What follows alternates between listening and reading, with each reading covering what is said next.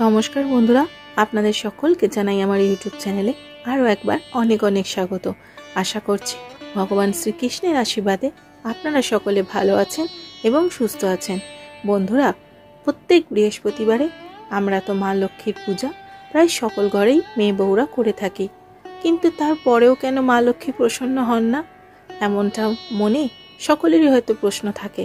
বা হয়তো কেউ কেউ চান যে মা লক্ষ্মীকে খুব ভালো করে প্রসন্ন করতে। তার কারণ লক্ষ্মী যে চঞ্চলা, তাকে তো বেঁধে রাখতেই হবে গৃহেতে। এমন কি করলে মা লক্ষ্মী আপনার ওপর প্রসন্ন হবেন এবং আপনাকে দুহাত ভরে আশীর্বাদ করবে। এছাড়াও তিনি সর্বদাই আপনার গৃহে বসবাস করবে। তো তার জন্য আপনার পুজোয় কোথাও কি কোনো ভুল হচ্ছে বা কোনো ত্রুটি থেকে যাচ্ছে না তো? এই সব কিছু জানতে হলে আজকের এই ভিডিওটা আমি আপনাদেরকে অনুরোধ করছি সম্পূর্ণ দেখার। এই ভিডিওটা সম্পূর্ণ দেখলে আমি এই ভিডিওতে আপনাদের সাথে আলোচনা করব বৃহস্পতিবারে মা লক্ষ্মীর পুজো করার পদ্ধতি, যেটা করলে আপনারা মা লক্ষ্মীর কৃপা তো অবশ্যই পাবেন, তার সাথে সাথে পাবেন নারায়ণেরও আশীর্বাদ। আর তার সাথে আপনাদেরকে জানিয়ে দেব মা লক্ষ্মীর পুজো করার সঠিক মন্ত্র। এইভাবেই আপনারা প্রত্যেক বৃহস্পতিবারে পূজা করবেন মা লক্ষ্মীর। এরকমভাবে এক সপ্তাহ করে দেখুন, তারপরে আপনারা নিজেই বুঝতে পারবেন। আর ফল পেলে অবশ্যই আমাকে কমেন্টে জানাবেন। তাহলে চলুন ভিডিওটা শুরু করি। বন্ধুরা, যারা বৃহস্পতিবার করে মা লক্ষ্মীর পুজো করেন গৃহেতে, তারা তো অবশ্যই মা লক্ষ্মীর কাছে ঘট স্থাপন করেন। তো যারা মা লক্ষ্মীর কাছে ঘট স্থাপন করবেন, তারা অতি অবশ্যই কিন্তু বুধবার অর্থাৎ আগের দিন, বৃহস্পতিবার ধরুন আপনি ঘট পাচ্ছেন মায়ের কাছে, তার আগের দিন বুধবার আপনারা ঘটটা তুলে নেবেন। হ্যাঁ, এটা কিন্তু করতেই হবে। আর জায়গাটা পরিষ্কার করে রাখবেন। তারপর বৃহস্পতিবার দিন যখন আপনারা পুজো করবেন, তখন আপনারা সেই ঘরটি মায়ের কাছে স্থাপন করবেন। এরপর হয়তো আপনাদের অনেক কারণ মনে প্রশ্ন থাকতে পারে যে মা লক্ষ্মীর পুজো আমরা কখন করব, সকালে, দুপুরে বা সন্ধ্যাবেলায়? তো আমি আপনাদেরকে বলি, যদি আপনারা সকালবেলায় স্নান সেরে মায়ের পূজা করতে পারেন তাহলে অত্যন্ত শুভ। কারণ সকাল সকাল পুজো করে নিলে মন তো ভালো থাকেই, তার সাথে সাথে আপনার দিনটাও ভালো যাবে। প্রথমে স্নান সেরে নিজেকে শুদ্ধ করে নিন। তারপর যেখানে আপনার ঘরে মা লক্ষ্মীর ছবি রয়েছে বা মা লক্ষ্মীর মূর্তিও থাকতে পারে, অথবা লক্ষ্মীনারায়ণ যুগলের ছবিও থাকতে পারে, তো সেটিকে ভালো করে একটি ভেজা কাপড় দিয়ে মুছিয়ে নিন। যদি পেতলের বিগ্রহ থাকে তাহলে অবশ্যই পঞ্চামৃত তৈরি করে স্নান করান। স্নানাভিষেক শেষ করার পরে ভালো করে মুছিয়ে নিন। আর যারা পটচিত্রে পুজো করছেন, তারা একটি লাল শালু কাপড় নেবেন, তার মধ্যে একটু অগ্র নিয়ে নেবেন। আর যদি অগ্র না পান তো গোলাপ জল নিয়ে তারপর ওই কাপড়টা দিয়ে ভালো করে পটচিত্রটাকে মুছিয়ে দেবেন। এরপর যে কাজটি করতে হবে সেটি হলো, মা লক্ষ্মী পুজো করার জন্য আপনাদের যা যা সামগ্রী দরকার সেইগুলো প্রথমে জোগাড় করে নিন। এটা আপনারা আগের দিনও করে রাখতে পারেন বা দিনের দিনেও কিনে আনতে পারেন। আর অবশ্যই আপনাদের সুবিধার্থেই বলছি, যদি পারেন তো আমি যা যা বলছি এগুলি একটা পেজে লিখে নিন, কারণ প্রত্যেক বৃহস্পতিবারেই কিন্তু আপনার এই জিনিসগুলো প্রয়োজন হবে। লক্ষ্মী পূজার সামগ্রী: একটি ঘট, আমের পল্লব নিয়ে নেবেন। আপনারা তো জানেন 5টি কিংবা 7টি পাতা বিশিষ্ট আমের পল্লব লাগবে। ধান লাগবে কিছুটা, দূর্বা, এছাড়াও লাগবে মাটি। গঙ্গা মাটি হলে অত্যন্ত ভালো হয়, না হলে যে কোনো ফুল গাছের গোড়ার মাটি নিয়ে নিতে পারেন। তুলসী পাতা নেবেন, আর নেবেন সাদা চন্দন, আতপ চাল, কলা, পান, সুপারি, হরিতকি, বাতাসা, ফুল, সিঁদুর, ধূপ, দীপ ইত্যাদি। এছাড়াও আপনারা ভোগে আপনাদের ইচ্ছা মতো ফল মিষ্টি রাখতে পারেন। তারপর যেটা করতে হবে, একটি আসন পেতে আপনি মা লক্ষ্মীর পটচিত্রের সামনে গিয়ে বসবেন। সবার প্রথমে আপনাকে ধ্যান করে নিতে হবে। যারা গুরুমন্ত্র নিয়েছেন তারা গুরু মন্ত্র জপ করবেন, আর যারা নেননি তারা ভগবান শ্রী বিষ্ণু ধ্যান করবেন। হরিনাম সংকীর্তন মহামন্ত্র যেটা, সেটাও আপনারা বলতে পারেন। এইভাবে 2 থেকে 3 মিনিট ধ্যান করবেন। ধ্যান করে নেবার পর আপনার ঠাকুরের সিংহাসনে, যেখানে মা লক্ষ্মীর চিত্রপট রয়েছে বা বিগ্রহ রয়েছে, মা লক্ষ্মীর কাছে ঘট স্থাপন করবেন। সেই ঘরটা আপনি কি করে স্থাপন করবেন? আপনি ঘরটার মধ্যে গঙ্গা জল দিয়ে ভর্তি করে নেবেন প্রথমে। তারপর মধ্যমা উঙ্গলিতে সিঁদুর নিয়ে মঙ্গল চিহ্ন এঁকে নেবেন। তারপর আমের যে পল্লবটা আপনারা নিয়ে এসেছেন সেটিকে সিঁদুরের ফোঁটা দিয়ে ঘটের ওপরে রাখবেন। তার ওপর একটি পান পাতা দেবেন, একটি হরিতকি দেবেন এবং একটি সুপারি দেবেন। আর যদি আপনি কোনো ফল এনে থাকেন তো আপনি সেই ফলটি দেবেন। অনেকেই আছেন যারা কলা দিয়ে ঘট স্থাপন করেন, তো তারপরে আপনি আপনার ইচ্ছা মতো যে কোনো একটি ফল দিয়ে দিলেন।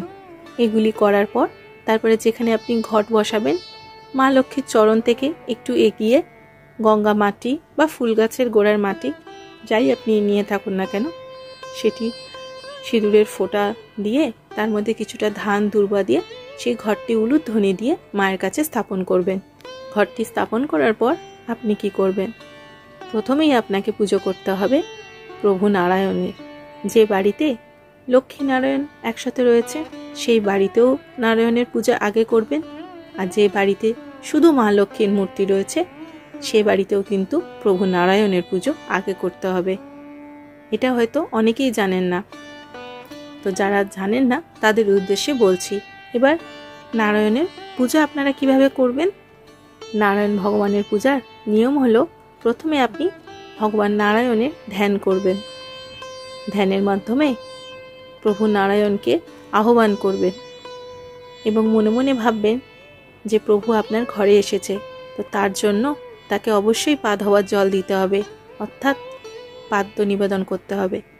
আপনি কিভাবে তার পা ধুয়ে দেবেন? একটি কুশিতে জল নিয়ে মনে মনে চিন্তা করে প্রভু নারায়ণের চরণ যুগল একটি পাত্রে জল ঢেলে দেবেন। এবার আপনি প্রভুর চরণ ধুয়ে দিলেন।